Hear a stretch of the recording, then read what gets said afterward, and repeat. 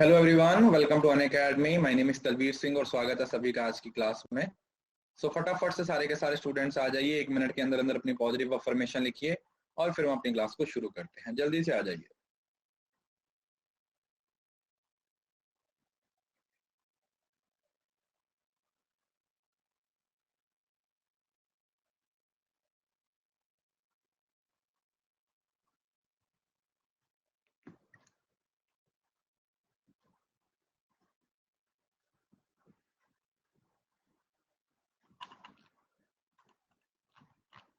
Good evening, good evening. मैं बढ़िया हूँ, आप बताइए।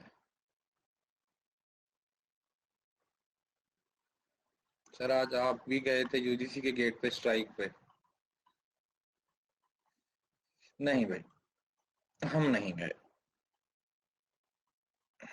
क्योंकि मुझे लगता है कि स्ट्राइक की जगह पे अगर मैं पढ़ा दूंगा तो कुछ हो जाएगा। आंदोलन करने वालों में से नहीं है हम। जो कर रहे हैं उनको करने दीजिए।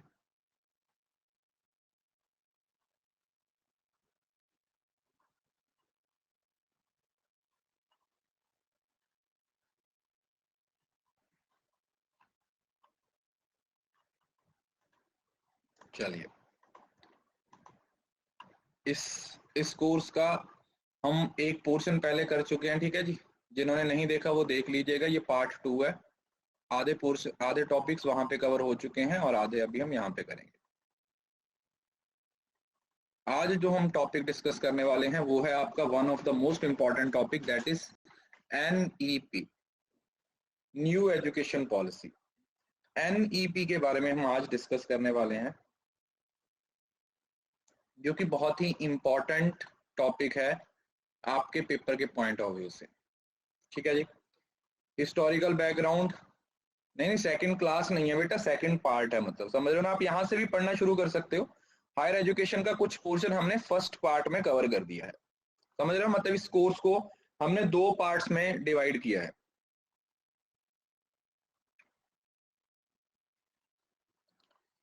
तो मैं इस पूरे टॉपिक को आपको डिटेल में पढ़ाऊंगा।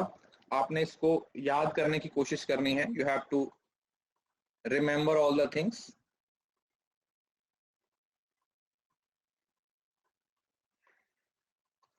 सो नेशनल एजुकेशन पॉलिसी से पहले वाली जो पॉलिसीज हैं उसको मैं आपको ऑलरेडी कवर करवा चुका हूँ, ठीक है। 1968 वाली पॉलिसी हमारी हो चुकी है, 1986 वाली हमारी पॉलिसी उस कोर्स में हो चुकी है, और 2020 वाली जो पॉलिसी है वो भी हमारी उस कोर्स के अंदर हो चुकी है। तो अब उससे आगे कंटिन्यू करेंगे हम। जो नेशनल एजुकेशन पॉलिसी 2020 आई है, इसने बहुत सारी चीजों को चेंज किया। मतलब आप बोल सकते हैं ना, एक ड्रास्टिकल चेंज जिसको बोलते हैं,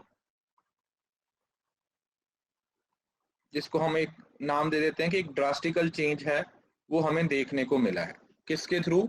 नेशनल एजुकेशन पॉलिसी। तो इन्होंने हर चीज के बारे में बात की है, स्कूल से लेके कॉलेज, कॉलेज से लेके यूनिवर्सिटीज, यूनिवर्सिटी से लेके हर चीज को इन्होंने डिस्कस किया। तो हम वन बाय वन डिस्कस करेंगे। तो अगर विजन की बात करें तो विजन क्या है? An education system that contribute to equitable and vibrant knowledge society by providing high quality education। कि जो हम एजुकेशन प्रोवाइड करने वाले हैं वो कौन सी है? वो हाई क्वालिटी एजुकेशन होनी चाहिए। सब लोगों तक एक अच्छे लेवल की एजुकेशन है वो पहुंचनी चाहिए। Develop a deep sense of respect towards the fundamental rights, duties and constitutional values, bonding with the country and conscious awareness of one's role and responsibility. मतलब एक अच्छा सिटीजन बनाना है ना, एक अच्छा सिटीजन बनाना हर किसी को, कि हर पर्सन है वो इंडिया का एक अच्छा सिटीजन बना रहे। और instill skills, values and disposition that support responsible commitment to human rights, sustainable development and living and global well-being। तो ये बेसिक पॉइंट है, मुझे नहीं लगता कि इसमें आपको कुछ बताने की जरूरत है, ठीक है। तो ये विजन है, मतलब ग्लोबल लेवल की जो वैल्यूज है उनको इंस्टिल करना है। स्किल्स के बारे में बात की जा रही है, डिजिटलाइजेशन की बात की जा रही है, हाई क्वालिटी एजुकेशन की बात की जा रही है। तो ये सारे पॉइंट्स हैं वो यहाँ पर बोले जा रहे हैं। Principle of national education policy, अब ये देखो, ये इतने इंपॉर्टेंट नहीं है, ठीक है। ये चीजें हैं ना वो, क्योंकि देखो समझ रहे हो ना, ऑब्जेक्टिव्स वगैरह क्या होते हैं वो आप लोगों को पता है। जो स्टैटिक पोर्शन इससे बनता है वो आपके पेपर के पॉइंट ऑफ व्यू से ज्यादा जरूरी होता है। अरे रिफ्रेश कर लो यार, मेरे एंड से सब सही चल रहा है, सही चल रहा है ना? बाकी बता दो यार, या सबको ही प्रॉब्लम आ रही है? देखो अगर तो सबको प्रॉब्लम आ रही है फिर मेरे एंड से प्रॉब्लम होती है, अगर सिर्फ आपको प्रॉब्लम आ रही है तो आपको उसको रिफ्रेश करने की जरूरत है। ठीक है, सो पहला है respect for diversity and local context in all curriculum pedagogy and policy. तो जो पॉलिसीज है, कॉन्टेक्स्ट है, करिकुलम है, उन पे ध्यान देना। Education and inclusion as the cornerstone for all education decision, हर एजुकेशन के डिसीजंस को एक अपर लेवल पे लेके जाना। Encouragement and facilitation for philanthropic private and community participation, की जो पार्टिसिपेशन है वो सभी की होनी जरूरी है, समझ रहे हो ना? प्राइवेट सेक्टर को भी साथ में लेके चलेंगे, पब्लिक सेक्टर को भी साथ में लेके चलेंगे, हर किसी को साथ में लेके चलेंगे। Use of technology in teaching, learning and educational planning. Education और टीचिंग में हम किसको यूज करेंगे? हम टेक्नोलॉजी को इस्तेमाल करेंगे। Emphasise on conceptual learning rather than learning for exam, हम कंसेप्ट्स पे फोकस करेंगे, ना कि सिर्फ ये देखेंगे कि क्या हमने रट्टा मारा है या नहीं मारा, समझ लो ना? कंसेप्ट्स को सिर्फ रटना नहीं है, कॉन्सेप्ट्स को याद करने की बात की जा रही है। क्या की जा रही है? कॉन्सेप्ट्स को अंडरस्टैंड करने की बात की जा रही है। Unique capabilities to identified in each student, creativity innovation to be encourage, बच्चों के अंदर जो क्रिएटिविटी है उसको इनकरेज करने के बारे में बोला जा रहा है कि बच्चों के अंदर क्रिएटिविटी, बच्चों के अंदर इनोवेशन, उसको हम क्या करेंगे? उसको हम मोटिवेट करेंगे। हम चाहेंगे कि बच्चों को और आगे आने का मौका मिले, वो खुद से आगे बढ़ने की कोशिश करें। ठीक है जी। यूनिवर्सल एक्सेस टू ECC, ये पहला फुल फॉर्म है, आप लोगों ने याद रखनी है। Early access, sorry, universal access to early childhood care and education, की जो छोटे बच्चे होते हैं ना 5 साल से पहले उनको यूनिवर्सली एक्सेस दिया जाए एजुकेशन का, उनके अंदर जो केयर और एजुकेशन है उसको क्या किया जाए? फोकस किया जाए। अब इसमें यहां पर एक लाइन लिखी हुई है कि 90% of child brain developed before the age of 5, बच्चे का दिमाग है वो 5 साल से पहले की उम्र तक डेवलप हो जाता है। तो इस टाइम पे उसको ध्यान से समझना, उसके बारे में जानने की कोशिश करना, उसको अच्छे से पढ़ाना, उसको फोकस रखना, इससे क्या होता है? फायदा होता है। सबसे पहला क्या है point? Universal access. Universal access क्या कहता है? For children of 3 to 6 year, access to free, safe, high quality ECC at anganwadi, pre school और बाल वाटिका। तो जो 3 से 6 साल के बच्चे हैं उनको आंगनवाड़ी के थ्रू, प्री स्कूल्स या फिर बाल वाटिका के थ्रू क्या किया जाएगा? उनको पढ़ाया जाएगा 3 से 6 साल तक। मल्टीफेस्ड, मल्टीफेस्ड का मतलब है कि ये जो लर्निंग होगी वो कैसे होगी? वो फ्लेक्सिबल होगी, एक्टिविटी बेस्ड होगी, इंक्वायरी बेस्ड होगी, ये सारी। Foundational learning curriculum for age group of 3 to 8 divided into 2 part, 3 से 6 साल और 6 से 8 साल, तो 2 ग्रुप डिवाइड कर दिए हैं। ये क्लास 1 बना दिया गया है और ये क्लास 2 बना दिया गया है, किसमें? प्राइमरी स्कूल में, मतलब 8 साल तक प्राइमरी में। और preparatory class, prior to the age of 5 every child will move to a preparatory class to Bal Vatika, मतलब 5 साल से पहले वो कहां पे रहेगा? ये जो प्रेपरेटरी क्लास है, बाल वाटिका। ठीक है, ये इतना इंपॉर्टेंट नहीं है, ठीक है? जो हमारा 5-3-3-4 वाला कंसेप्ट है वो ज्यादा इंपॉर्टेंट है। फिर भी आप इसको थोड़ा सा दिमाग में रखिएगा कि 3 से 6 साल के बच्चों को यूनिवर्सल एक्सेस की बात की गई है। जो क्लास 1 और 2 बनाई गई है वो 3 से 6 और 6 से 8 साल तक बनाई गई है, और जो प्रेपरेटरी क्लास है वो 5 साल से पहले तक के बच्चों को रखा गया है, 5 साल के पहले तक के बच्चों को रखा गया। ठीक है जी। ये अब ensure universal access to education at all levels. अब ऐसा नहीं है कि सिर्फ छोटे बच्चों को ही एजुकेशन मिलेगी, एजुकेशन हर लेवल पे लेके जाना है। Multiple pathway to learning involving both formal and non formal education modes, कि जरूरी नहीं है कि सिर्फ फॉर्मल तरीके से, जैसे डिस्टेंस लर्निंग आता है ना, डिस्टेंस ओपन लर्निंग के थ्रू पढ़ाना है। लर्निंग आउटकम, फोकस होना चाहिए लर्निंग आउटकम का हर लेवल पे, समझ रहे हो ना? अल्टीमेट रट्टाफिकेशन को साइड पे करके स्किल बेस्ड एजुकेशन होनी चाहिए। Build schools, promoting both government and non government philanthropic organisation to build school, कि जो प्राइवेट और जो फिलैंथ्रोपिक जो एनजीओज वगैरह हैं उनको ये बोलना है कि आप ज्यादा से ज्यादा स्कूल ओपन करो, जितने ज्यादा स्कूल ओपन होंगे उतना बच्चे पढ़ पाएंगे। ब्रिंग बैक ड्रॉप आउट, जो बच्चे ड्रॉप आउट हो जाते हैं, बीच में पढ़ाई छोड़ देते हैं, उनको वापस स्कूल में लेके आना। और alternative centres, alternative and innovative education centre, और इनोवेटिव तरीके से पढ़ाई करवाने के लिए अलग अलग सेंटर्स बनाए जाएं। ठीक है जी, इनोवेटिव तरीके से पढ़ाई करवाने के लिए अलग अलग तरीके के सेंटर्स हैं, उनको क्या किया जाएगा, डेवलप किया जाएगा। ठीक है, तो इससे क्या हो जाएगा कि हर बच्चे को क्या मिलेगी, एजुकेशन मिलेगी। यस, बेसिकली यही है कि एजुकेशन सिर्फ एजुकेशनल इंस्टीट्यूशंस की जिम्मेवारी ना रह के एक कॉमन बंदे की जिम्मेवारी तक चली गई है ना, कि हर किसी को इसमें इन्वॉल्व होना पड़ेगा। Expected outcome of national education policy, तो इसके आउटकम क्या है ये इंपॉर्टेंट है। ठीक है, इस पे मैं स्टार लगा रहा हूं, ये आप लोगों ने याद रखना है। पहला तो universalisation of access from early childhood care to secondary, मतलब सेकेंडरी तक ईसीसी से लेके सेकेंडरी तक यूनिवर्सलाइजेशन एक्सेस होना चाहिए।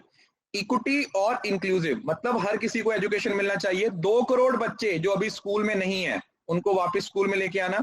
Attain SDG goal, secondary education तक सब बच्चों को क्या रखना, स्कूल में रखना।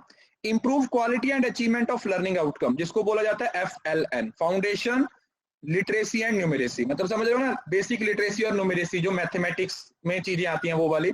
Focus on 21st century skills in teaching, learning and assessment, resource sharing, school complex, effective governance, overcoming the language barrier और common standard for public and private school. Simple है, कुछ भी स्टैटिक पोर्शन नहीं है, बस ये पहले 3-4 पॉइंट्स हैं जो स्टैटिक पोर्शन है। एसडीजी के टारगेट को अचीव करना, 21वीं सदी की जो टारगेट्स है उसको अचीव करना, ईसीसी से लेके सेकेंडरी तक यूनिवर्सल एक्सेस प्रोवाइड करना, इक्विटी और इंक्लूसिव हो, 2 करोड़ बच्चे जो आउट ऑफ स्कूल हैं उनको लेके आना, और उसके साथ जो फाउंडेशन और लिटरेसी है इसको भी और इंप्रूव करना, फाउंडेशनल लिटरेसी एंड न्यूमेरेसी, इसको भी क्या करना है और इंप्रूव करने के बारे में बोला गया। Right, how children will learn, अब आता है कि चिल्ड्रन सीखेंगे कैसे, बच्चे सीखेंगे कैसे। अब ये है वो जो आप लोगों ने याद करना है, this is the thing that you need to remember. इस पे मैं 2-3-4 तारे बना देता हूं, ये आप लोगों ने रट्टा मार लेना है, समझ रहे हो ना, इसको आप लोगों ने एकदम से दिमाग में बिठा लेना है। तो पहले क्या होता था, 10 + 2 + 3 का सिस्टम होता था, पहले ये होता था 10 + 2 वाला सिस्टम होता था। अभी क्या कर दिया है, 5 + 3 + 3 + 4, मतलब 5 3 3 4, 53 34 का बना दिया गया। तो 5 साल शुरू कहां से होगा, 3 से 8 साल की उम्र तक फाउंडेशन स्टेज होगा जहां पर प्ले वे एक्टिविटीज होती हैं। उससे फिर तीसरी से 5वीं जो 8 से 11 साल है उसको आप प्रिपरेटरी स्टेज बोल दोगे। फिर 3 साल जो 6वीं से 8वीं तक है, एज ग्रुप 11 से 14 मिडिल क्लास स्टेज हो जाएगी, और 4 साल 9वीं से 12वीं 14 से 18 साल तक सेकेंडरी स्टेज हो जाएगी, सेकेंडरी स्टेज हो जाएगी, क्या हो जाएगी, सेकेंडरी स्टेज हो जाएगी। क्लियर है बच्चे, क्या हो जाएगी, सेकेंडरी स्टेज। अब ये वो चीज है जो आप लोगों ने याद रखनी है, ये आप लोगों ने क्या करनी है, याद रखनी है, आपके पेपर के पॉइंट ऑफ व्यू से बहुत ज्यादा इंपॉर्टेंट है, इसको रट लेना है। ठीक है, ये इंपॉर्टेंट है, इसको रट लीजिएगा।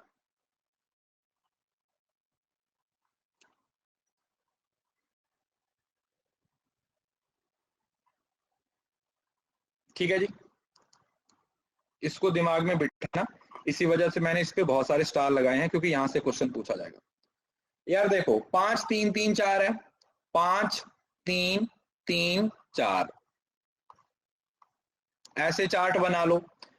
जो पहला 5 है, क्लास 1 और 2, पहली और दूसरी क्लास, पहली और दूसरी क्लास, ये तीसरी से 5वीं, ये 5वीं से 8वीं, ये 9वीं से 12वीं। और एज ग्रुप देखा जाए तो कितना एज ग्रुप हो जाएगा, 6 से 8, 8 से 11। कहां से शुरू करेंगे, 6 से 8, मतलब इसमें ये आंगनवाड़ी वाला भी कवर हो जाएगा, 3 साल का जो आंगनवाड़ी वाला है। ठीक है, मतलब 3 से 6, 6 से 8, मतलब ये जो 3 से 6 है ना ये एडिशनल है। वैसे शुरू कहां से करेंगे, 6 से 8, 8 से 11, 11 से 14, 14 से 18। समझ आ गया, सो इस तरीके से। तो ये आप लोगों ने याद रखना, ये इंपॉर्टेंट है आपके लिए, this is important, this is important.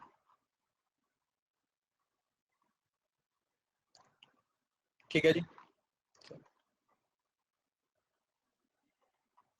Universal access to early childhood care, जो ये जो ईसीसी इसकी फुल फॉर्म पूछी जाती है, उसके लिए क्या क्या किया जाएगा। देखो पहले तो इसकी फुल फॉर्म आप लोगों ने याद रखनी है, NCPCEC, national curricular and pedagogical framework for early childhood education. देखो ये तो सेम है, वही है, national curriculum and pedagogical framework किसके द्वारा ड्राफ्ट किया जाएगा? एनसीईआरटी, क्योंकि छोटे बच्चे हैं ना, तो उनकी स्कूल एजुकेशन के लिए कौन काम करता है? एनसीईआरटी के द्वारा काम होता है। रिसर्च एंड बेस्ट प्रैक्टिसेस, ये क्या करेगा? Aligned with latest research on ECC and national and international best practices, research को साथ में लेके चलेंगे। और school preparation module, a 3 month play based school preparation module for all grade 1 students to be developed by NCERT. पहली class के बच्चे हैं उनके लिए 3 महीने का 3 month का एक स्कूल प्रिपरेशन मॉड्यूल है, इसको डेवलप करेंगे। और मल्टी फैक्टर्ड, इसमें क्या आ जाएगा? Language, number, counting, colour, shapes, outdoor activities, ये सारी चीजें आ जाएंगी। ठीक है, समझ रहे हो ना? देखो, इसको ना रट्टा मारने की भी जरूरत नहीं है, जहां पर याद करने की जरूरत है वहां पर आप याद कीजिएगा। अदरवाइज थोड़ा सा लॉजिकली समझने की कोशिश करोगे तो ये सारी चीजें अपने आप लोगों को याद हो जाएंगी। अगर आप थोड़ा लॉजिकली समझोगे तो ये सारी चीजें आप लोगों को अपने आप याद हो जाएंगी, है ना? ऐसा नहीं है कि इसमें कुछ आउट ऑफ द वर्ड चीजें आ गई। Learning in the formative years, कैसे? देखो, अब इसमें क्या है? सब वही चीजें आ रही हैं। लर्निंग कैसे हो रही है? चलो मैं समझ रहा हूं ना। Self identity, developing curiosity, logical thinking, team work, relation with nature, arts. किसको नहीं पता ये? देखो, ये सारे नॉर्मल पॉइंट्स हैं। Colour, shapes, etiquettes, play based discovery, ethics, ये सारी चीजें अंडरस्टैंडिंग बेस्ड है। इनको बस दिमाग में रखना है कि अच्छा यार, इसमें ये बोला गया था, इसके अंदर ये बोला गया था, इस पे फोकस ये होना चाहिए, इस पे जो फोकस है वो ये होना चाहिए। अगर इस तरीके से फोकस रहेगा तो हम इसको क्या करेंगे? कंटिन्यू कर सकते हैं। अब ये आता है आपका FLN बाय ग्रेड 3, तीसरी क्लास तक जो FLN की एक एप्लीकेशन है वो क्या होगी? सबसे पहला उसमें क्या है? FLN grade 3 mission. सबसे पहला 3 महीने का जो आपका प्ले वे प्रिपरेशनरी मॉड्यूल है वो कौन सी ग्रेड तक? पहली क्लास के सब बच्चों को होगा। उसके बाद national repository, high quality teaching and learning resources on Diksha. ठीक है, ये दीक्षा आप लोगों को यूट्यूब चैनल पे मिल जाएगा। वैसे 1 day 1 concept मैं इसको दोबारा पढ़ाऊंगा। तो जो नेशनल रिपोजिटरी है ना, जो हाई क्वालिटी रिसोर्सेज हैं, उसको कहाँ पे एक्सेस कर सकते हैं? दीक्षा ऐप आती है। ठीक है, एक एनसीईआरटी की ऐप आती है, दीक्षा पोर्टल है, उस पर आप क्या कर सकते हो? इसको एक्सेस कर सकते हो। Foundational skill, universal acquisition of foundational learning skills, जो बेसिक लर्निंग स्किल्स हैं उनको डेवलप करना। National book promotion policy will be formulated and public libraries will be expanded, libraries को एक्सपेंड किया जाएगा। फोकस ऑन अर्ली लर्निंग, पहली starting वाली ही learning पे फोकस करेंगे। क्या है उसमें? Reading, writing and mathematics. Library, schools की लाइब्रेरी को डिजिटलाइज किया जाएगा। और national mission on foundational literacy and numeracy, एक नया मिशन है जिसको इंट्रोड्यूस किया जाएगा, जिसको क्या नाम दिया गया है? NMFLN, national mission on. अब इसकी फुल फॉर्म, इसकी जितनी भी फुल फॉर्म्स है ना, उन सभी को एक साइड पे अपनी कॉपी पे लिख लेना। ठीक है, उन सारी फुल फॉर्म्स को अलग पेज पे लिख लेना। ठीक है, क्योंकि फुल फॉर्म्स को भी बेस बना के क्वेश्चन पूछा जाता है। तो national mission on foundational literacy and numeracy, NMLFN। Clear? अब करिकुलम के बीच में कुछ चेंजेस आई हैं, तो क्या करेंगे? देखो, करिकुलम में तो कुछ खास नहीं है। बोला कि अब ना रिडक्शन कर दिया जाए, करिकुलम को क्या कर दिया जाए? रिड्यूस किया जाए। जो एक्सपीरियंशियल लर्निंग है, fun, creative, collaborative, interactive learning में कन्वर्ट कर दिया जाए with reduce dependence on text book learning. Clear है? मतलब क्या बोला जा रहा है कि हम इंटरेक्टिव क्लास लेके आएंगे, कोर इसेंशियल्स में भी रिड्यूस होगा, और यहां पर हम बच्चों के अंदर क्रिटिकल थिंकिंग को डेवलप करेंगे। अब इसमें कुछ याद करने के लिए तो है नहीं, आप लोगों को पता है। सिंपल सी बात बोली जा रही है कि यार हम चेंज कर रहे हैं, बहुत ज्यादा चीजें पढ़ाने की बजाय हम क्वालिटी एजुकेशन पे फोकस करने की कोशिश करेंगे। हम इस चीज पे फोकस करने की कोशिश करेंगे कि किस तरीके से हम चीजों को चेंज कर सकते हैं, बच्चों के फेवर में लेके आ सकते हैं। वो आएगा आपका क्रिटिकल थिंकिंग के थ्रू, और वो आएगा किसके थ्रू? इंटरेक्टिव क्लासेस के थ्रू। इंटरेक्टिव क्लासेस के थ्रू, क्रिटिकल थिंकिंग के थ्रू सब बच्चों को ये सब चीजें क्या की जा सकती है? पढ़ाई जा सकती है। Yes, focus should be on quality. क्या पढ़ा रहे हो, कितना पढ़ा रहे हो, उससे ये मैटर नहीं करता। जो पढ़ाया जा रहा है उसकी वैल्यू क्या है, वो मैटर करती है। Focus on learning outcome, competency and subject integration. अब इसका मतलब क्या हुआ? कॉम्पिटेंसी बेस्ड एजुकेशन, कि बच्चों के अंदर कैपेबिलिटीज को डेवलप किया जाए। समझ रहे हो ना? Based on competency and outcome based, की जो भी एजुकेशन होनी चाहिए उससे या तो बच्चों की कॉम्पिटेंस एनहांस होगी या फिर हमें कोई आउटकम मिलेगा। बच्चों को रट्टू तोता नहीं बनाना है कि बस वो रटते जा रहे हैं। जो भी पढ़ाएंगे उससे या तो उनकी कॉम्पिटेंसी इनहांस होगी या फिर उनकी जो आउटकम है वो बढ़ेगा। डेवलपमेंट ऑफ साइंटिफिक टेम्पर, बच्चों के अंदर scientific knowledge and practice of humans, constitutional values, patriotism, sacrifice, non violence, ये सब डेवलप करना। और एम्फेसिस ऑन डिजिटल लिटरेसी, समझ रहे हो ना, डिजिटल लिटरेसी तो आप लोगों को पता ही है कि किस तरीके से बच्चों को कंप्यूटर की नॉलेज होनी चाहिए, डिजिटल इंडिया है। इंटीग्रेशन ऑफ सब्जेक्ट्स, अब इसमें क्या किया गया है कि सारे सब्जेक्ट्स को इंटीग्रेट किया जाए, समझ रहे हो ना, 2-3 सब्जेक्ट्स को मिला दिया जाए, स्टोरी टेलिंग ऐड कर दी जाए, स्पोर्ट्स को इंटीग्रेट कर दिया जाए, आईसीटी को इंटीग्रेट कर दिया जाए, और multilingual teaching, promoting states enter into bilateral agreement with nearby states to language teacher. तो आपकी सिर्फ अपनी लैंग्वेज पे फोकस ना किया जाए, अगर कोई दूसरा एक स्टेट दूसरी स्टेट की लैंग्वेज को पढ़ाना चाहता है तो वहां से टीचर्स को हायर करके हमें लैंग्वेज पे भी फोकस करना है। हम चाहते हैं कि ज्यादा से ज्यादा बच्चे लैंग्वेज सीखें, राइट, ये हो गया।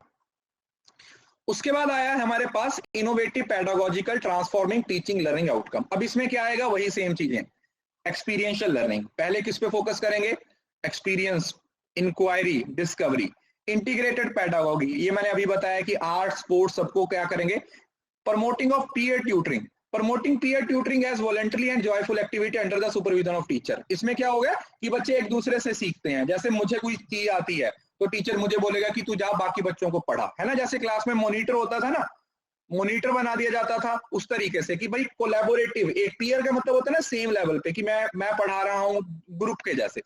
Equal weight, no hard separation between curriculum, co curricular, extra, freedom of choosing of a variety of subject combination to be provided, कोई सेपरेशन नहीं होगी कि कौन सी करिकुलर एक्टिविटी है, कौन सी को करिकुलर एक्टिविटीज है और कौन सी एक्स्ट्रा करिकुलर एक्टिविटी, सबको क्या कर दिया जाए, इक्वल वेटेज दे दी जाए।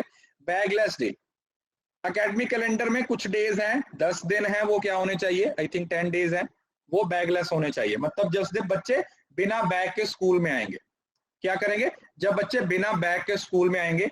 और टेक्नोलॉजी की इंटीग्रेशन जरूरी है, मतलब जैसे वोकेशनल एजुकेशन की कौन सी क्लास से शुरू हो जाएगी, 6th क्लास से वोकेशनल एजुकेशन शुरू हो जाएगी।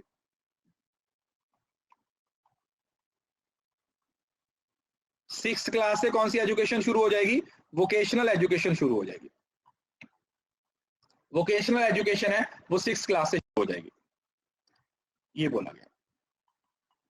Text book with local content and flavour, all textbooks to contain only essential core material while capturing any desired nuance and supplementary material as per the local context।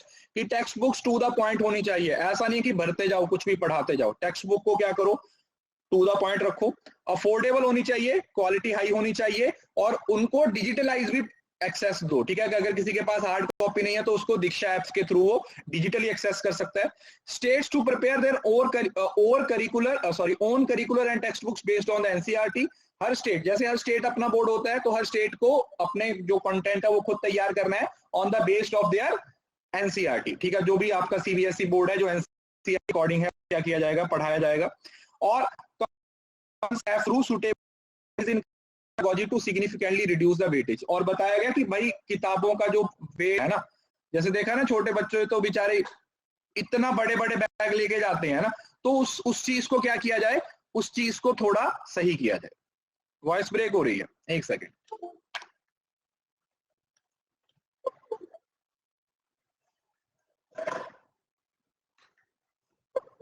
अब सही है,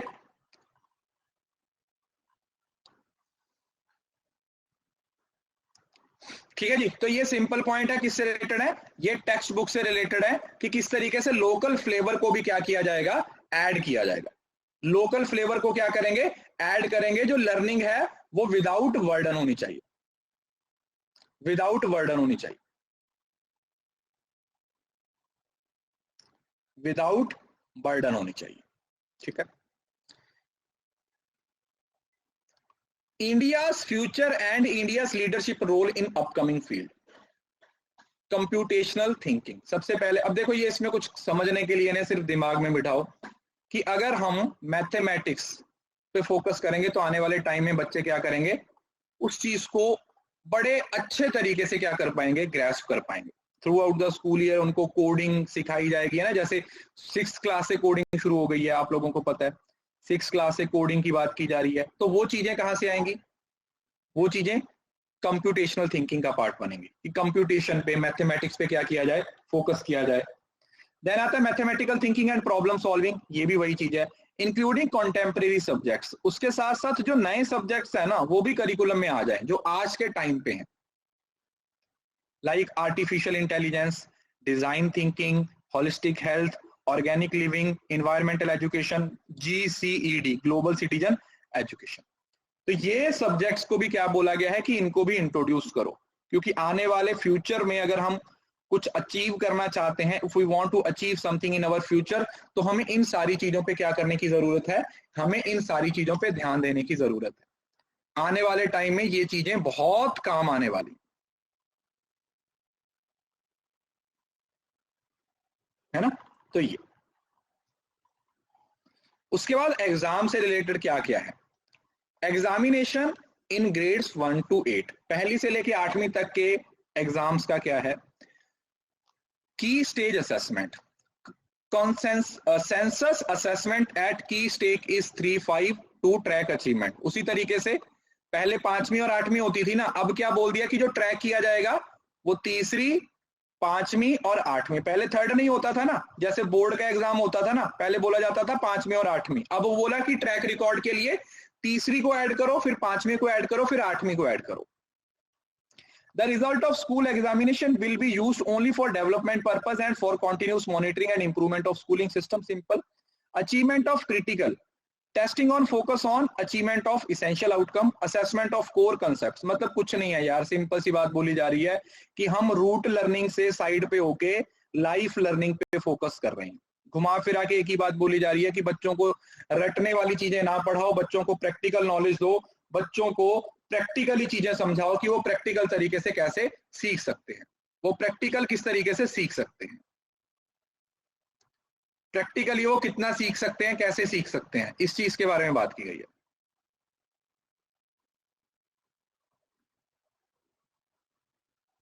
clear है।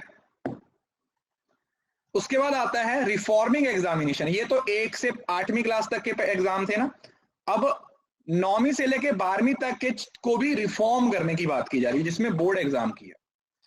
पहली बात क्या बोली कि जो बोर्ड के एग्जाम है उनको इजियर किया जाए, और उनमें बहुत सारे मार्क्स पे फोकस ना करके किस पे फोकस किया जाए, कोर कैपेबिलिटीज पे फोकस किया जाए। किस पे फोकस किया जाए, कोर कैपेबिलिटीज पे। देन आता है teacher to be prepared a transformational in assessment by 2023 academic session. मतलब ये जो अभी एकेडमिक सेशन चलेगा ना, मतलब चल गया है जो अप्रैल से, तो यहां पर बच्चों टीचर्स को क्या करना पड़ेगा, एक ट्रांसफॉर्मेशन इन असेसमेंट सिस्टम उनको डेवलप करना पड़ेगा, मतलब उनको वो रिकॉर्ड है वो रखना पड़ेगा।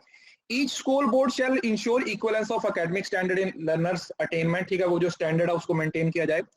Viable models to be explored, annual semester, modular exam, 2 part exam, objective, हर तरीके के एग्जाम को क्या किया जाए, फोकस किया जाए। ये जो सारी गाइडलाइंस हैं वो किसके द्वारा प्रिपेयर की जाएंगी, ये एनसीईआरटी के द्वारा प्रिपेयर की जाएंगी in consultation with SCERT, board of assessment, ये सब मतलब मिलके क्या करेंगे, ये जो पूरे का पूरा फ्रेमवर्क है वो तैयार करेंगे। Standards, norms and guidance for school board through PARAKH national centre. अब ये पर्क है वो इसमें इंट्रोड्यूस किया गया था, पर्क क्या है ये मैं आपको आगे बताऊंगा कि ये पर्क क्या है। फिलहाल के लिए आप इसके वर्ड, इसका कीवर्ड याद रखो, PARAKH, पर्क की बात हो रही है। कोर कॉम्पिटेंसी, कोर कैप मतलब मेन कैपेबिलिटीज ना, जिसके बिना बच्चे सरवाइव नहीं कर पाएंगे। मतलब रट्टा मारते रहेंगे, अगर उनको बोलना ही नहीं आ रहा, उनको बातचीत करनी ही नहीं आ रही, तो कैसे होगा, है ना।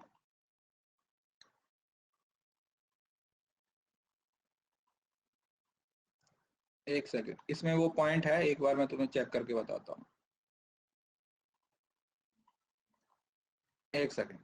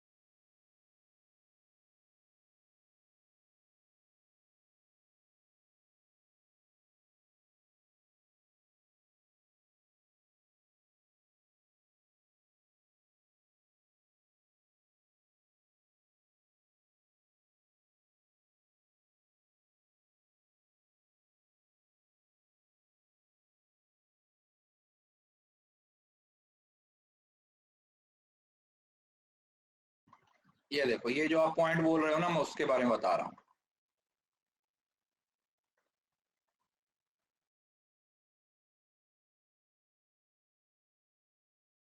जो आपने पॉइंट पूछा था ना शैलजा ने,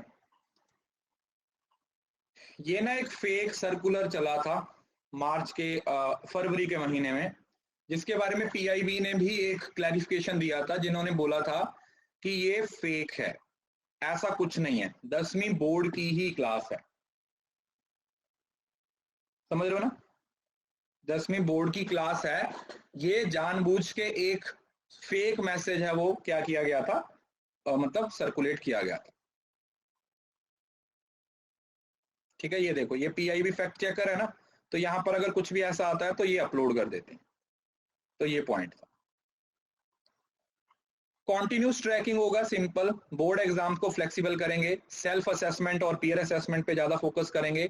असेसमेंट में कोर स्किल्स की बात होनी चाहिए, आर्टिफिशियल इंटेलिजेंस बेस्ड सॉफ्टवेयर है वो डेवलप होंगे, और जो नेशनल टेस्टिंग एजेंसी है वो टेस्ट प्रोवाइड करेगी। ठीक है जी, जैसे आपके भी पता है ना, एनटी अभ्यास ऐप में आपके भी बहुत सारे मॉक टेस्ट हैं जो आप दे सकते हो, उस चीज के बारे में बोला गया है कि जो नेशनल टेस्टिंग एजेंसी है will work offer a high quality common aptitude test, वो आप लोगों को एक कॉमन एप्टीट्यूड टेस्ट है वो प्रोवाइड करेगी, जिसको आप वहां पे जाके क्या कर सकते हो, फ्री में एक्सेस कर सकते हो, जिसको आप क्या कर सकते हो, फ्री में क्या कर सकते हो, एक्सेस कर सकते हो। You can access them freely, आपको उसके लिए कुछ पे करने की जरूरत नहीं है, और ये ऑलमोस्ट हर सब्जेक्ट के आपको मिल जाएंगे। ठीक है, एनटीए के हो, नीट के हो, जेई के हो, हर सब्जेक्ट्स के वहां पर आप लोगों को बहुत सारे ऐसे पेपर्स हैं वो मिल जाएंगे।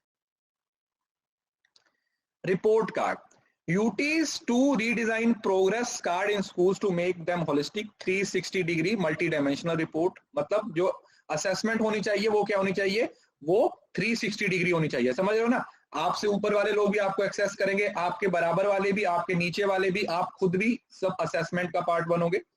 Progress card will include self assessment, peer assessment and teacher assessment. जो जो प्रोग्रेस कार्ड होगा ना, उसमें खुद 360 डिग्री तभी बना ना, खुद से भी असेस किया, आपके बराबर वालों ने भी किया, और आपके टीचर ने भी एक्सेस किया।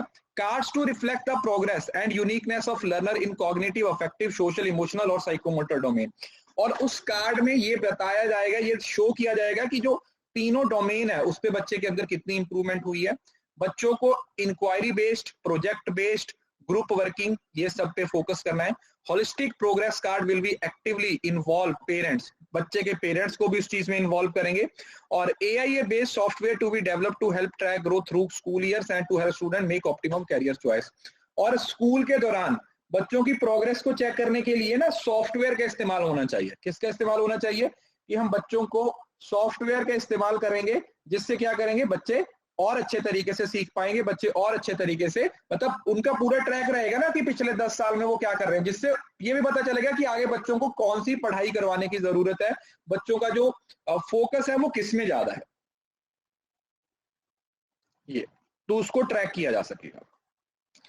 मल्टीलिंग्विज्म, अब ये लैंग्वेज से रिलेटेड क्या है, medium of instruction up to grade 5 and preparatory grade 8 and beyond will be home language, mother language. 5वीं क्लास तक एक ही लैंग्वेज में पढ़ाई जाएगी, और उसके बाद medium of instruction up till grade 5 and preferably till 8th and beyond will be home language, मतलब मदर टंग पे फोकस किया जा रहा है। The language of India, a fun project to be taken by every student, एक project है कौन सा, लैंग्वेजेस ऑफ इंडिया, जिसमें इंडिया की सारी लैंग्वेजेस लिखी हुई हैं, उनको आइडेंटिफाई करना है ना। 3 language to be taught will be decided by state, कौन सी 3 सब्जेक्ट्स हैं जो 3 लैंग्वेज हैं वो पढ़ाई जाएंगी, उसकी जिम्मेवारी किसकी है, स्टेट की। All classical language will be widely available in school as option, और हर लैंग्वेज अवेलेबल होगी स्कूल में as an option. Total 22 language है ना हमारे कॉन्स्टिट्यूशन के अकॉर्डिंग, तो 22 की सारी लैंग्वेज क्या होंगी, एज ऑप्शनल मौजूद रहेंगी, अगर कोई उससे उसको पढ़ना चाहता है, अगर वो उनको क्या करना चाहता है, सीखना चाहता है, तो वहां से वो सीख सकता है। अब स्कूल्स में कुछ चीजों को चेंज किया गया, स्कूल्स में कुछ चीजों को चेंज किया गया, वो क्या किया गया, देखो, बाल भवन, strengthening setting up of Bal Bhavan for children of all age group to partake in art related career activities and play related। ठीक है, छोटे बच्चों के लिए जैसे आंगनवाड़ी होता है ना, उस तरीके से बाल भवन है वो बनाए जाएंगे, जहां पर वो डिफरेंट डिफरेंट क्या कर सकेंगे, एक्टिविटीज कर पाएंगे। सामाजिक चेतना केंद्र, unutilized capacity of schools to be utilized as सामाजिक चेतना केंद्र टू प्रमोट सोशल, इंटेलेक्चुअल और वॉलंटरी। जैसे बहुत सारे स्कूल्स होते हैं ना, उनके बहुत सारे रूम्स खाली पड़े हुए होते हैं, तो उनको क्या बना दिया जाए, उनको सामाजिक चेतना केंद्र बना दिया जाए, जहां पर बच्चों की, जहां पर सोशल वैल्यूज को, इंटेलेक्चुअल वैल्यूज को क्या किया जाएगा, प्रमोट किया जाएगा। शेयरिंग रिसोर्सेज, जो रिसोर्सेज है उनको शेयर करेंगे, एफिशिएंसी पे फोकस करेंगे, प्रॉपर प्लानिंग होगी जिसमें हम शॉर्ट टर्म और लॉन्ग टर्म दोनों के लिए प्लानिंग करेंगे। गवर्नेंस है, हर स्कूल की गवर्नेंस प्रॉपर होगी।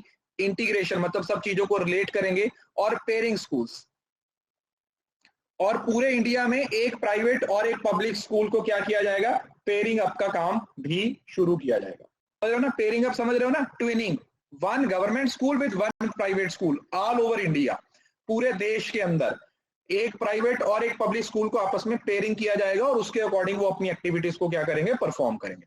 उसके अकॉर्डिंग वो अपनी सारी एक्टिविटीज को क्या करेंगे, परफॉर्म करेंगे। They will perform all their related activities as per the pairing process. Pairing यार, पेयर मतलब दो लोगों को जोड़ना यार, पेयरिंग, पेयरिंग नहीं समझ रहे हो, group banana. Standard setting and accreditation, schools के लिए एक स्टेट स्कूल स्टैंडर्ड अथॉरिटी है, वो बनाई जाएगी स्कूल्स के स्टैंडर्ड्स को चेक करने के लिए। SSSA, state school standard authority, self disclosure of all the basic regulatory information at SSA, और उसके लिए जो भी डिटेल होगी उनकी ऑफिशियल वेबसाइट पे मिल जाएगी।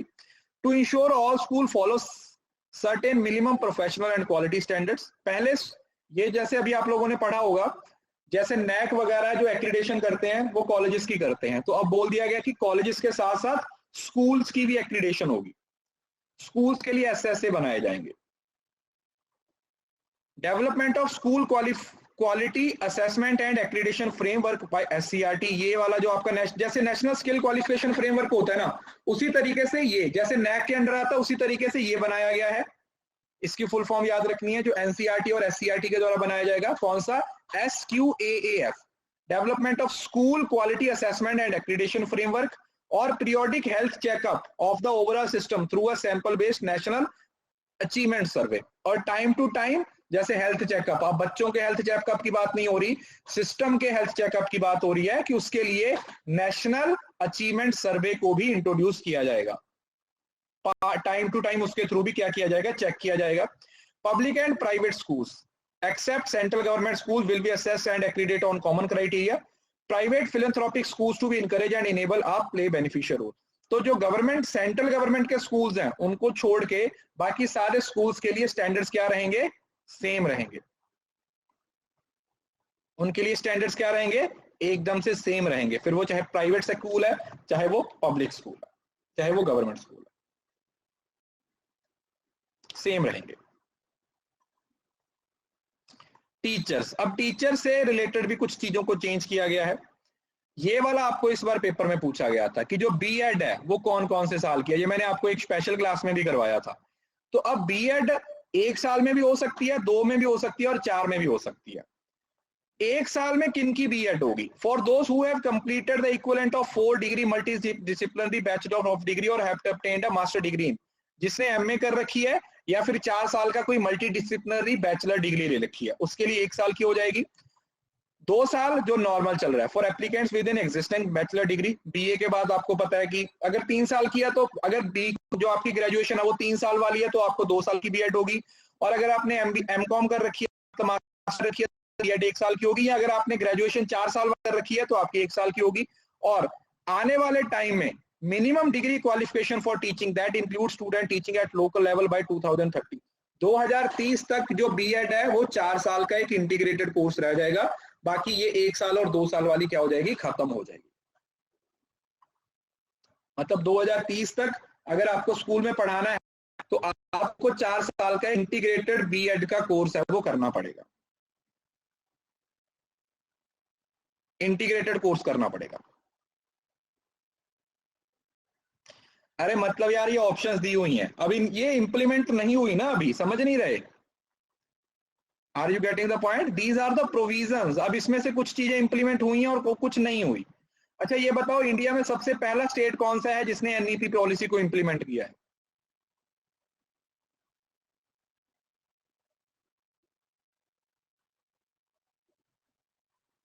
कर्नाटका और केरला। सोच लो, इंडिया का पहला स्टेट बताइए जिन्होंने एनईपी को अप्लाई किया। पंजाब तो नहीं है।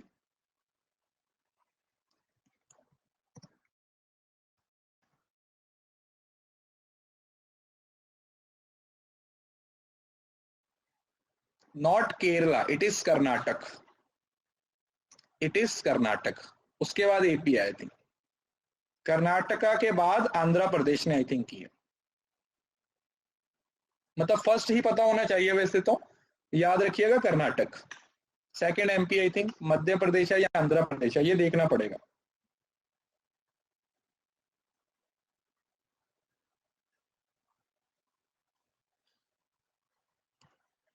ठीक है, तो ये तीन चीज आप लोगों ने याद रखनी है। अरे यार, जिन्होंने पहले कर रही है वो तो वैलिड रहेगी। जब ये इंप्लीमेंट हो गया तो फिर जो पहले वाली बीएड वगैरह है वो सब खत्म हो जाएंगी और फिर एक ही कोर्स रह जाएगा 4 साल का इंटीग्रेटेड।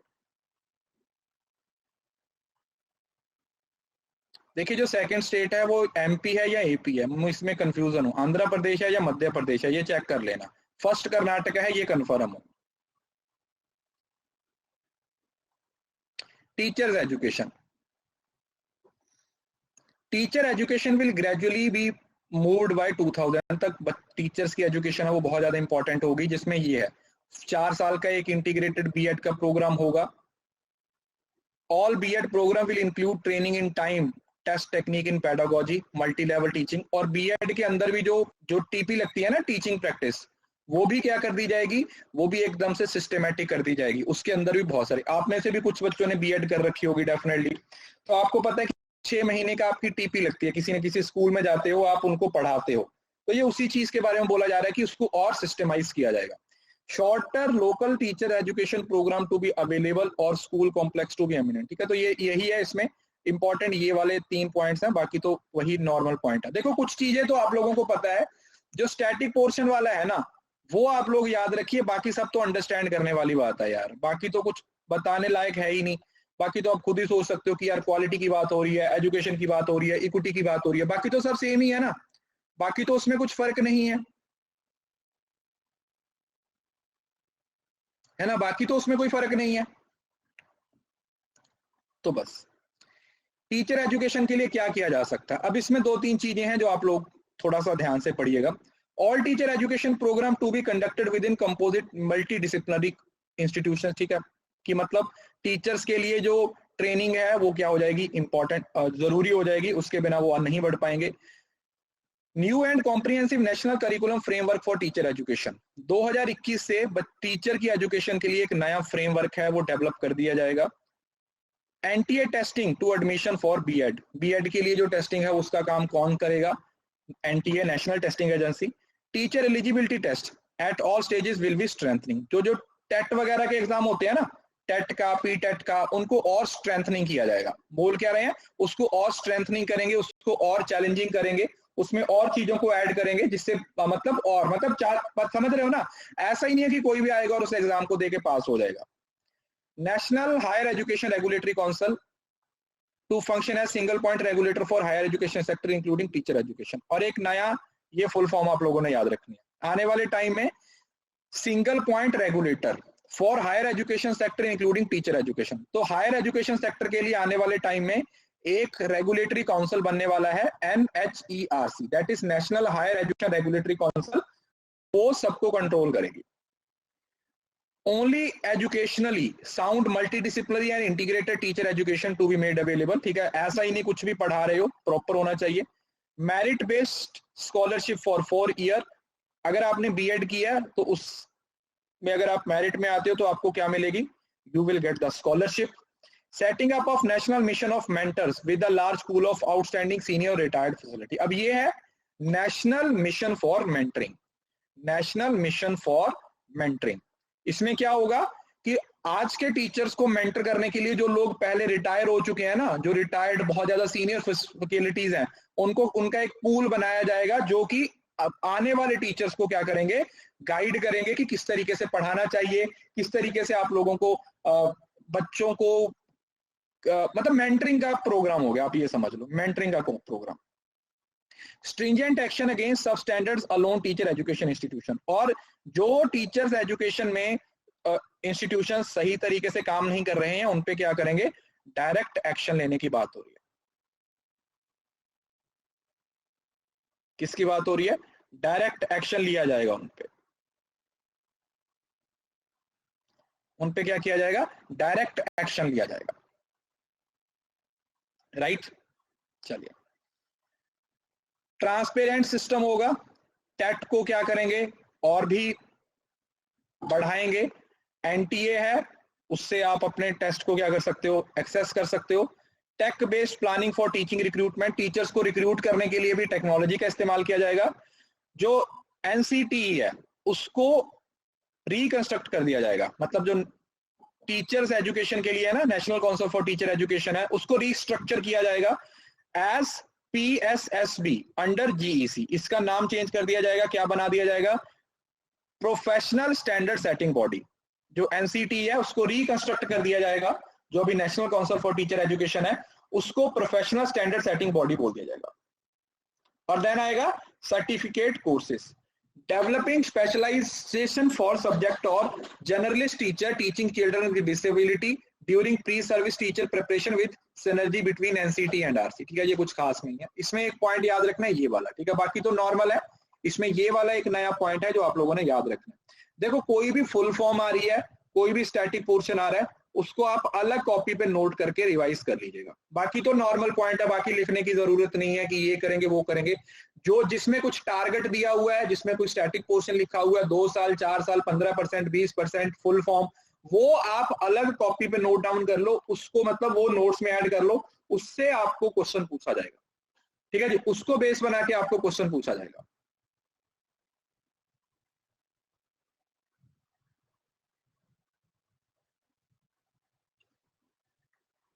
है ना, वो वाला। इंपावरिंग टीचर्स, टीचर्स को कैसे इंपावर करेंगे, a technology based comprehensive teaching requirement planning forecast exercise to be conducted by each state. Teachers have to more autonomy, teachers को क्या करेंगे, ज्यादा ऑटोनॉमी देंगे। Career growth to be available for teacher within a single school. एक ही teacher अब growth पे काम कर सकता है, समझ रहे हो ना। आज वो प्राइमरी में पढ़ रहा है, उसको कल को प्रेपरेटरी स्टेज में, फिर मिडिल में, फिर सेकेंडरी स्टेज में क्या किया जा सकता है, प्रमोट किया जा सकता है उसी स्कूल में, मतलब अलग जाने की जरूरत नहीं पड़ेगी, उसी स्कूल में उसको क्या किया जाएगा, प्रमोट किया जा सकता है। एकेडमिक लीडरशिप पोजीशंस, जो टीचर लीडर बनते हैं, ये बताया। National professional standards for teacher NPST 2022, ये भी इंपॉर्टेंट है। देखो, ये वाले वो पोर्शन है जो आप लोगों का static, national professional standard for teaching. Stuck हो गया क्या, एक से।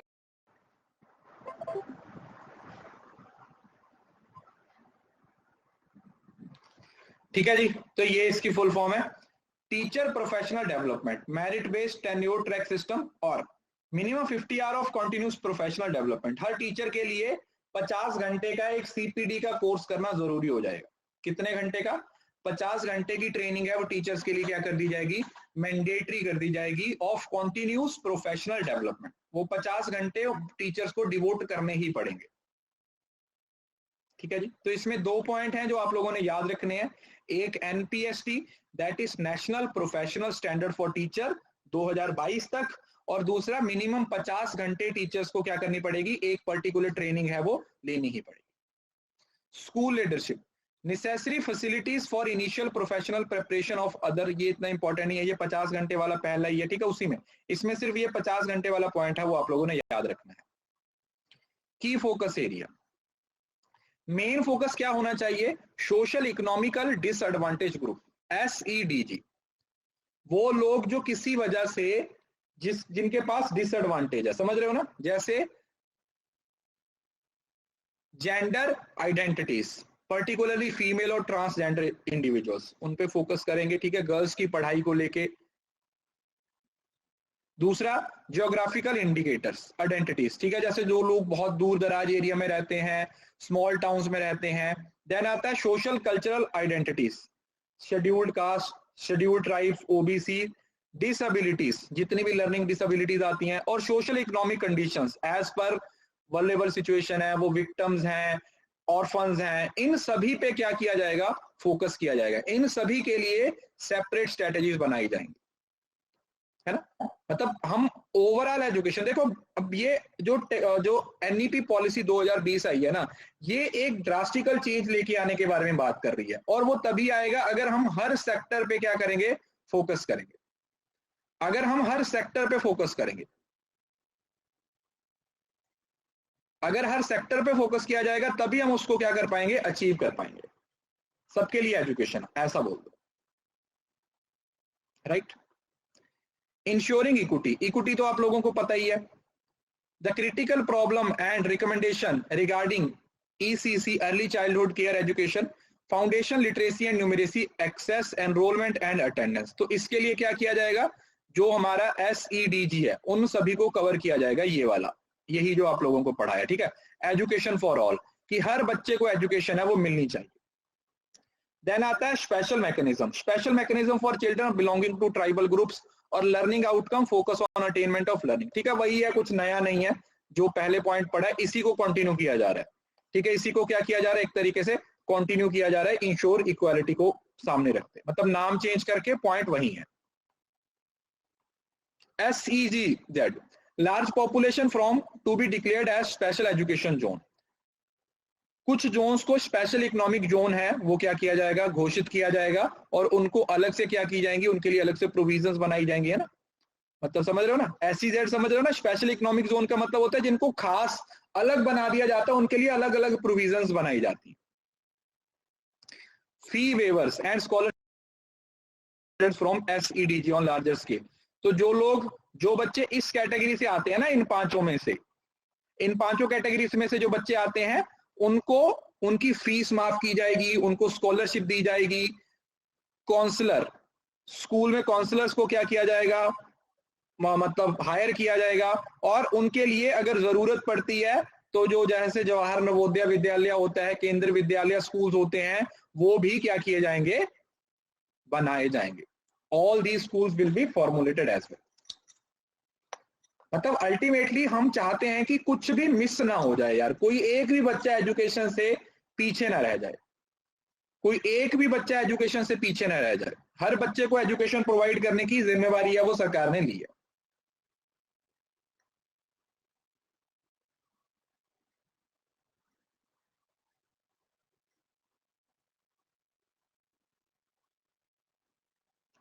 क्लियर है? यस।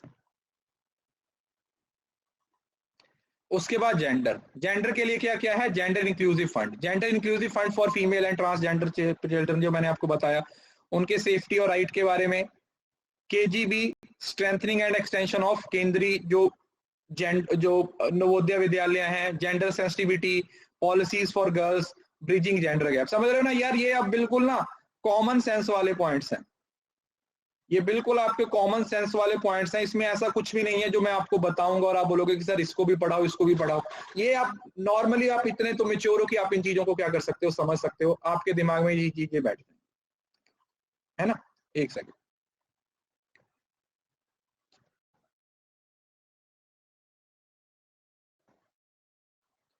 ये इसकी फुल फॉर्म है कस्तूरबा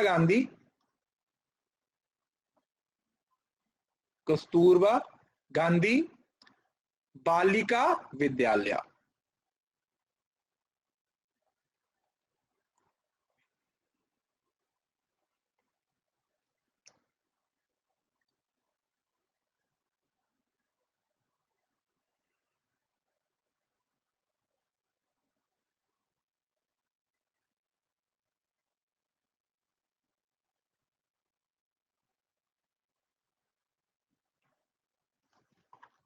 ठीक है जी।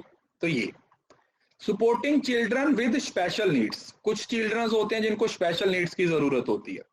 इनेबल मैकेनिज्म, जैसे दिव्यांग बच्चे होते हैं ना।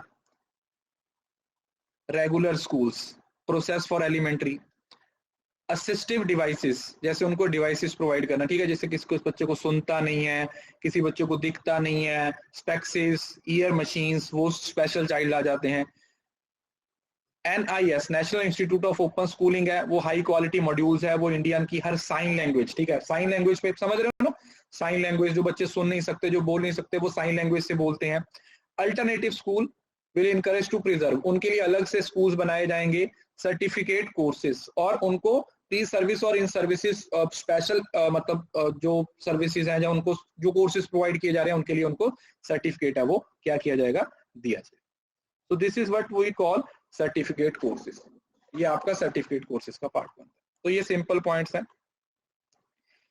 वोकेशनल एजुकेशन 6th क्लास से शुरू हो जाएगी, याद रखिए, वोकेशनल एजुकेशन 6th क्लास से प्रोवाइड की जाएगी, जो पहले 9th क्लास से होती थी। अब क्या बोला गया है कि हमें 6th क्लास से वोकेशनल एजुकेशन है बच्चों को क्या करनी है, प्रोवाइड करनी है। We have to provide 6th to, मतलब 6th क्लास से वोकेशनल एजुकेशन है, स्किल डेवलपमेंट के बारे में बात की जाएगी।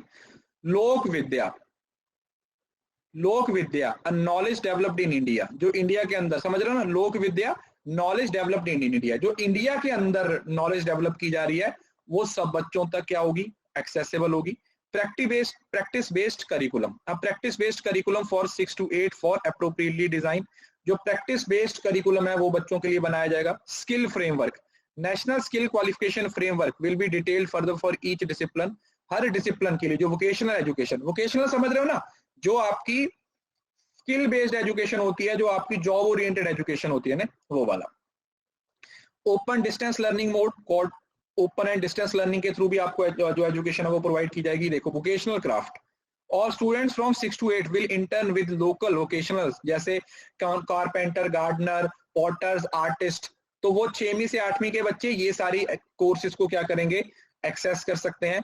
और exposure to vocational education, by 2025 at least 50% of learner should have exposure to vocational education, और बोला गया है कि 2025 तक, अब ये वो वाला पॉइंट है जो आपके पेपर में बनता है कि 2025 तक क्या किया जाएगा, 50% जो लर्नर हैं उनको वोकेशनल एजुकेशन किसी भी तरीके से क्या कर दी जाएगी, प्रोवाइड कर दी जाएगी।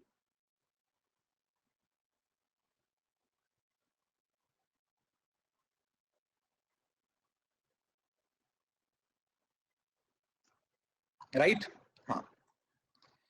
अब ये आया परख, जो मैंने आपको बोला था, पहले तो परख की फुल फॉर्म याद रखना है, कौन सा है, setting up of national centre for performance assessment review and analysis of knowledge for holistic development, ठीक है। इसकी परख की फुल फॉर्म बहुत ज्यादा इंपॉर्टेंट है, और ये दो काम करेगा, पहला तो असेसमेंट, असेसमेंट किस पे फोकस है, कॉम्पिटेंसी बेस्ड, और दूसरा 21वीं सदी में जो हमें स्किल्स की जरूरत है हम उन स्किल्स पे फोकस करेंगे, समझ रहे हो ना, लिखा हुआ ना, performance assessment review and analysis. तो ये क्या करेगा, ये नॉर्म स्टैंडर्ड सेट करेगा असेसमेंट और इवैल्यूएशन के लिए, जो स्टेट अचीवमेंट सर्वेज हैं, नेशनल अचीवमेंट सर्वेज हैं, और मॉनिटरिंग करेगा लर्निंग आउटकम।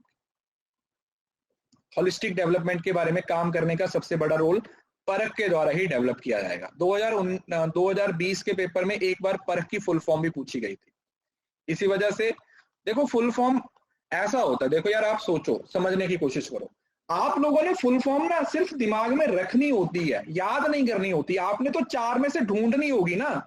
अगर आपको याद नहीं भी है, एटलीस्ट आपने 2-4 बार पढ़ी हुई है, तो आप थोड़ा सा लॉजिक लगा के निकाल तो सकते हो ना कि अच्छा यार ये हो सकती है। आपने 2 ऑप्शन डिलीट कर दिया तो 2 रह गई, उसमें से एक और डिलीट कर दिया तो आप मेन पॉइंट पे क्या हो जाते हो, अपने आप आ जाते हो, समझ रहे हो ना। तो ऐसा नहीं है कि आपने उस चीज को रटना है, रट्टा मारने वाली बात नहीं होती, बस आप उसको एक बार नोट डाउन कर लो और उसके अकॉर्डिंग आप दिमाग में उसको बिठा लो और उसके अकॉर्डिंग आप आगे बढ़ने की कोशिश करो,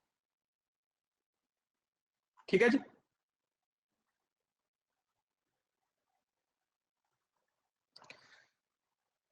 जो बच्चे स्पेशल टैलेंट से हैं उनको क्या करना है, उनको इनकरेज करना है, कॉम्पिटिशंस के लिए लेके आना है, efforts for intervening in rural area and regional language, extensive use of technology, NCERT और एनसीटी के द्वारा गाइडलाइंस है वो एजुकेशन फॉर गिफ्टेड चिल्ड्रन, समझ रहे हो ना। तो जितने भी गिफ्टेड चिल्ड्रंस हैं उनके लिए अलग स्पेशलाइजेशन भी प्रोवाइड करने की बात की जा रही है। BEd program to allow specialisation in education of gifted children. तो मतलब इसमें कुछ याद करने के लिए नहीं है, कुछ होते हैं ना गिफ्टेड, अब ये मत बोलना कि सर गिफ्टेड चिल्ड्रन क्या होते हैं। गिफ्टेड चिल्ड्रन कौन से होते हैं, जो जिनके पास कुछ ना कुछ पैदा होती है, एकदम अलग होते हैं, बहुत ज्यादा गॉड गिफ्टेड होते हैं, जैसे किसी का दिमाग बहुत तेज होता है, किसी की थिंकिंग बहुत तेज होती है, जो कुछ बहुत होते हैं, एक्सपर्ट होते हैं, किसी की हैंड राइटिंग बहुत अच्छी होती है ना। हम नहीं है, हम नहीं है। कुछ होते हैं हाई आईक्यू वाले, हम नहीं है।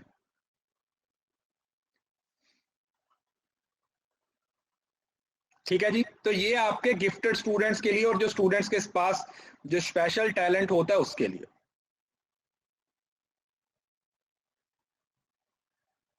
ऑनलाइन एंड डिजिटल एजुकेशन, ठीक है, ये जितने भी इंक्लूसिव एंड एक्सेस सबको प्रोवाइड की जाएगी, सब डिजिटल एजुकेशन आएंगे। देन आता है ब्लेंडेड लर्निंग। ब्लेंडेड लर्निंग का मतलब समझ रहे हो ना, ऑनलाइन और ऑफ लर्निंग को क्या कर देते हैं, क्लब कर देते हैं। मतलब ऑनलाइन कोर्सेज भी चल रहे हैं, साथ में ऑफलाइन भी चलते हैं दोनों। और पायलट स्टडी, पायलट स्टडी समझ रहे हो ना, मतलब मेन, मतलब फाइनल स्टडी करने से पहले पायलट टेस्टिंग, जैसे एक्सप्लोरेटरी रिसर्च होती है, वो कंटेंट क्रिएट किया जाएगा। और एक्सपेंशन ऑफ प्लेटफॉर्म, जैसे अभी मैं आगे की क्लास में आपको दीक्षा, स्वयं प्रभा, ठीक है, वो भी इसी कोर्स में पढ़ेंगे। वो क्या है, जो हमारे दीक्षा है, स्वयं प्रभा, इन सभी को प्रमोट करने की बात की जा रही है ऑनलाइन एजुकेशन के थ्रू। तो ऑनलाइन और डिजिटल एजुकेशन इसी का पार्ट बनता है कि किस तरीके से हम ये सारी चीजें क्या कर सकते हैं, बच्चों को प्रोवाइड कर सकते हैं। किस तरीके से ये सारी चीजें हम बच्चों को क्या कर सकते हैं, प्रोवाइड कर सकते हैं। राइट, हाँ बिल्कुल। Adult education and lifelong learning, innovative initiatives integrating with higher education institutions, technology based online books, adult education program to include following 5 type of program। तो जो adult education के लिए प्रोग्राम है ना, उसमें 5 एजुकेशन होने चाहिए। अब ये वो चीज है जो आप लोगों ने थोड़ा सा दिमाग में रखना है, ठीक है, ये रटने वाली चीज है, क्योंकि इससे समझ रहे हो ना, वो आपसे पूछेंगे कि इसमें से कौन सा है कौन सा नहीं है। जैसे सबसे पहला तो वही FLN, foundational and literacy numeracy, फिर आता है क्रिटिकल लाइफ स्किल्स, फिर आता है वोकेशनल स्किल, फिर बेसिक एजुकेशन और फिर कंटिन्यूइंग एजुकेशन। कुछ नहीं है, FLN है, critical life skill, vocational, basic और कंटिन्यू लर्निंग।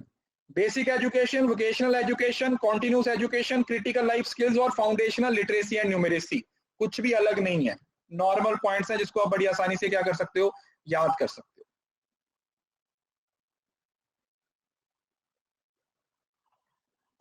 क्लियर है। अब ये वो चीजें हैं जो आप लोगों ने अब याद रखनी है, ये टारगेट हैं जो हमें याद रखनी है। अर्ली चाइल्डहुड केयर के बारे में हम बात कर चुके हैं। 2021-22 में क्या बोला गया है, क्लास 9th, 2022-23 में क्लास 10th के, 23-24 में 11वीं 12वीं और 24 और 25 में 12वीं। Initiating implementation of 1 year of pre-primary school and 3 months of preparatory module for class 1, phase 1 के अंदर आएगा। Expansion of 1 year of pre-primary schools through primary schools and anganwadi, ये phase 2 के अंदर आ जाएगा। New board examination pattern for 2, समझ रहे हो ना, कलर के अकॉर्डिंग आप याद रखिए कि 12वीं के लिए जो नया पैटर्न है वो 2024-25 से शुरू हो जाएगा। 10वीं के लिए जो नया पैटर्न है वो 22 और 23 से शुरू हो जाएगा। समझ आया, इसमें यही चीज है और कुछ नहीं याद, कि 12वीं के लिए जो पैटर्न है वो कब चेंज होगा, और 10वीं के लिए पैटर्न है वो इस साल से 10वीं के लिए चेंज हो जाएगा और 24-25 से 12वीं के लिए चेंज हो जाएगा। अब ये इसका पूरा क्रक्स है, यहाँ पे इसका पूरा क्रक्स है, ये 2 से 3 पेजेस में इसका पूरा क्रक्स है। इसमें एक नई चीज जो मैंने आप लोगों को बतानी है वो क्या है कि 2030 तक, ये जो मैं पॉइंट अंडरलाइन कर रहा हूं ना, स्कूल एजुकेशन में GER 100% अचीव करना चाहते हैं। GER होता है ना, ग्रॉस एनरोलमेंट रेशियो, कि जो बच्चे पढ़ाई करने के लिए जरूरी हैं, मतलब 2030 तक हर बच्चा स्कूल जाएगा, 2030 तक हर बच्चा स्कूल जाएगा, ये बोला गया।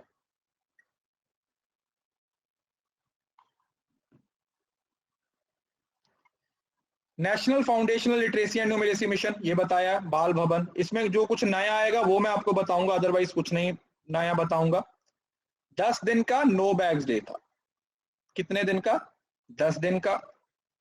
6वीं से 8वीं तक वोकेशनल एजुकेशन की। लोक विद्या, local artist as master instructor in school. No hard separation, कोई हार्ड सेपरेशन की बात नहीं हो रही। इनोवेटिव पेडागोजीज की बात हो रही है। बुक्स प्रमोशन और डिजिटल, समझ रहे हो ना, ये बताया हुआ ना, ये आप लोग पढ़ चुके हो, जितना अभी तक पढ़ाया है ना उसको 4 पेजेस में क्या कर रखा है, क्रक्स दे रखा है। मतलब आप पूरा टॉपिक पढ़ने के बाद ना सारी स्लाइड्स को रिवाइज करने की बजाय अगर आप इनको समरी पढ़ लोगे तो भी आपका पूरा टॉपिक क्या हो जाएगा, प्रिपेयर हो जाएगा। पूरा टॉपिक आपका क्या हो जाएगा, प्रिपेयर हो जाएगा। जेंडर इंक्लूसिव फंड्स KGBQ बनाना है, गिफ्टेड चिल्ड्रन के लिए है, अडल्ट एजुकेशन के लिए वो तीसरी, 5वीं और 8वीं की बात की गई है। Medium of instruction will be mother tongue, 5वीं क्लास तक होना चाहिए। असेसमेंट के लिए परख को बनाया गया है, तीसरी, 5वीं और 8वीं को एक्सेस किया जाएगा और 10वीं और 12वीं बोर्ड की होगी। बोर्ड एग्जामिनेशन में किस पे फोकस किया जाएगा, बोर्ड एग्जामिनेशन में किस पे फोकस किया जाएगा, मतलब कॉम्पिटेंसी पे फोकस किया जाएगा, रेक्टिफिकेशन पे नहीं, कॉन्सेप्ट पे फोकस किया जाएगा। 5-3-3-4 का करिकुलम बनाया गया है। नेशनल क्वालिफिकेशन, नेशनल स्किल, जो नेशनल करिकुलम फ्रेमवर्क है उसको क्या किया जाएगा, नया बनाया जाएगा। ICT को इंटीग्रेट किया जाएगा। बच्चों की परफॉर्मेंस को ट्रैक करने के लिए सॉफ्टवेयर डेवलप किया जाएगा, है ना। बच्चों की परफॉर्मेंस को डेवलप करने के लिए क्या किया जाएगा, एक सॉफ्टवेयर डेवलप किया जाएगा। टीचर रिक्रूटमेंट के लिए 2030 तक 4 साल की इंटीग्रेटेड डिग्री है। NPST 2022 तक 50 घंटे की कोर्स, और जो जितने भी मल्टी डिसिप्लिनरी यूनिवर्सिटी 2030 तक, और PhD on the teaching education. Mandatory for every PH to do a module on teaching. मतलब जो भी बंदा PhD करेगा ना उसके लिए टीचर एजुकेशन पे एक मॉड्यूल करना क्या हो जाएगा, कंपलसरी हो जाएगा। क्लियर है। Mandatory for every PH student to do a module, मतलब एक मॉड्यूल उसको टीचर एजुकेशन पे करना पड़ेगा, मतलब किसी भी सब्जेक्ट का, किसी भी सब्जेक्ट का, किसी भी सब्जेक्ट का।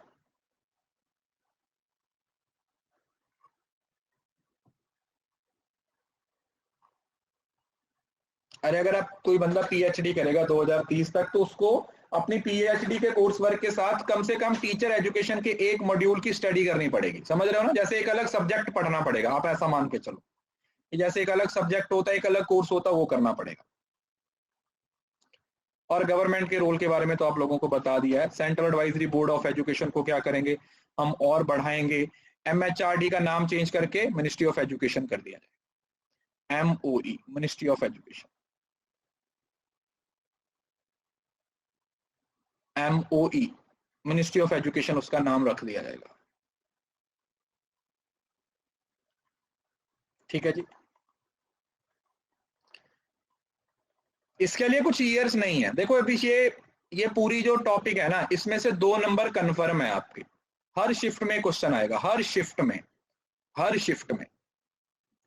बस इसको रिवाइज करना है आपने, अच्छे से पढ़ना है। जो जो सेक्शंस मैंने आपको बताए हैं कि ये वाले ज्यादा इंपॉर्टेंट है, उस पर आपने फोकस करना। मतलब ये पूरा टॉपिक ना आपका एक पेज पे इसके सारे नोट्स बन जाने चाहिए। जैसे वो लास्ट 4 पेजेस में लिखे हुए हैं ना, ये वाले, बस इसमें जो भी ये पॉइंट तो सारे लिखे हुए हैं, उसके अलावा भी जो आपको एक्स्ट्रा पॉइंट लगते हैं उसको आप एक जगह पे लिख ले, क्रक्स लिख लें, ताकि आपको याद करने में कोई दिक्कत ना आए। उसका सारा क्रक्स है वो आप लिख लीजिए, ताकि आपको याद करने में कोई दिक्कत ना आए।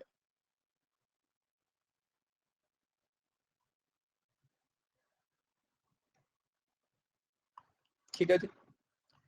सो that's all for today. I hope कि ये आपको समझ आ गया होगा। इसके बाद कल जब इसका 1 साल पूरा हुआ था ना 2021 में, तो तब इसके अंदर 5 और इनिशिएटिव लिए गए थे। ठीक है, पहले उसको पढ़ेंगे और फिर एंशिएंट एजुकेशन के बारे में पढ़ेंगे और नेशनल स्किल क्वालिफिकेशन फ्रेमवर्क। मतलब जो भी चीजें इंपॉर्टेंट है उसको अब आगे कंटिन्यू करेंगे, आगे उसको कंटिन्यू करेंगे। अभी मैं PYQ पे काम करने लगा हूं आप लोगों के लिए। ठीक है, जो PYQ का काम है वो मैं शुरू करूंगा।